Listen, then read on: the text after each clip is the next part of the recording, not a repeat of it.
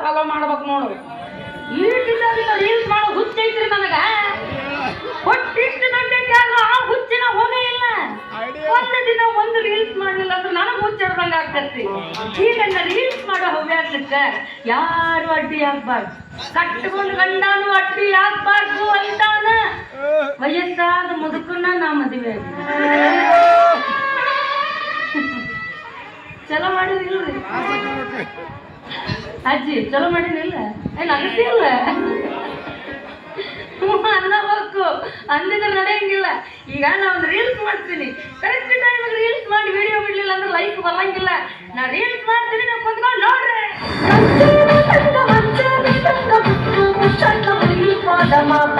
ಬಾಯ್ ಬಾಯ್ ಬಾಯ್ ಬಾಯ್ ಬಾಯ್ ಬಾಯ್